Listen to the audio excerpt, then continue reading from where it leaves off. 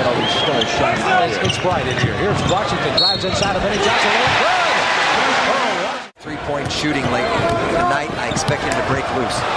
Speaking of breaking loose.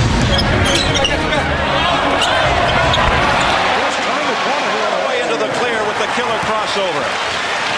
O drible crossover, que se compõe de velocidade e manha, é uma arma mortal usada pelos melhores dribladores do basquete.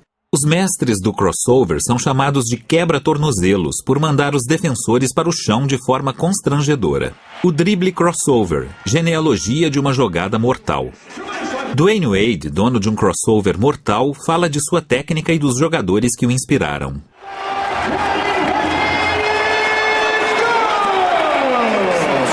First of all, the crossover is effective because it gives you space. What I'm doing mostly is I'm coming at a guy and I'm acting like I'm going one direction. So my body is going forward and with a step, but then I'm bringing it back real quick. And once I bring it back, that gives me the second to be able to go into my next move. Well, who inspired me? I mean, I would have to say probably Allen Iverson probably inspired me growing up because, you know, it was a time, it was more legal then to do some of the things he was doing, but it was a time when he came out with the hang crossover. When he first came to the league, he was doing that crossover, and what happened, the refs were starting to call carry. I just remember being able to do it all of the time, and then once it got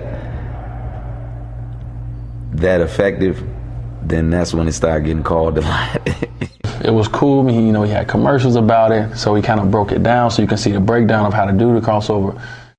For a guy to be that small, to use his crossover to get airspace, to get up into his jump shot over bigger defenders. At the time, I was very small, so not only was it cool to do, it also was something that I can use in my game. I remember the one that he crossed Michael Jordan over twice. He crossed him over this way and crossed him over the other way and he hit the jump shot. So that also made it cool for everyone to want to do. I used to always tell my friends, when I get on that stage, I'm going to try my move on the best. And I never forget the play. I never forget coming off the screen and him switching and Phil Jackson hollering his name, telling him to, switch out on me. And then I gave him the first little one, and I seen that, he was biting on it. And then I hit him with the second one and made the shot. But the craziest thing about it is I hit him with my best move, and he still almost blocked it. That was so crazy about it. That just let you know, how great of a defensive player that he was. I first learned the crossover at Georgetown. I had a teammate, Dean Barry, and man, I had to guard him at practice. He was a walk-on player. He used to hit me with it all the time, every day. And, at some point, my ego, I'm not going to ask this guy how to teach me how to do it. But at some point, I was like, man, the move is so vicious. I got to ask him. The first time the crossover came was, it came in stages. I think seeing John Stockton, I would drop it. Seeing, Kenny Anderson, I would give it a little shoulder action and change directions. Seeing Tim Hardaway, I realized I need to get a little lower to the ground. Who has a better crossover, Dean Barry or Allen Iverson? Yeah, you ask Allen, he'll probably say him. But, the student can never beat the teacher. I have the best crossover by far, ever. Because I put it on that platform, on the biggest stage ever. Tim Hardaway has the best crossover.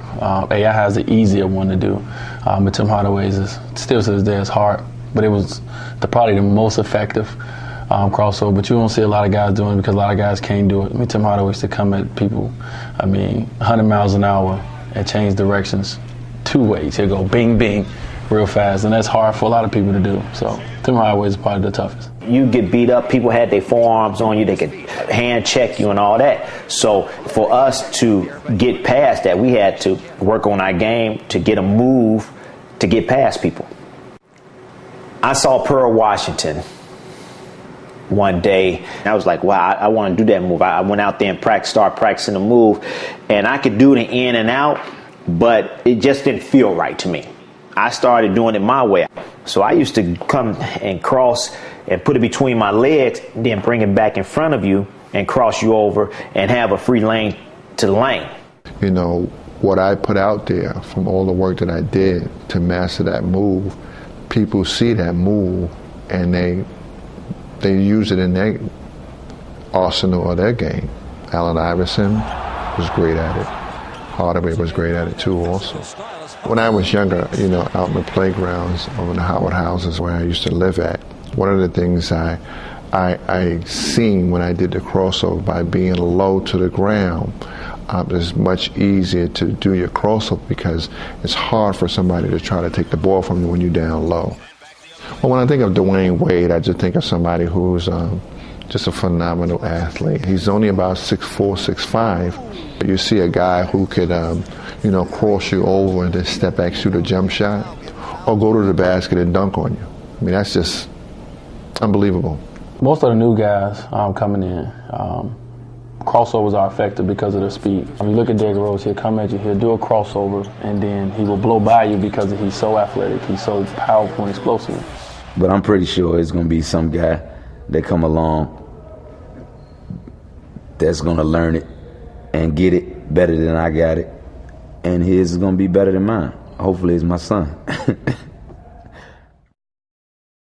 Versão brasileira, a Yupa.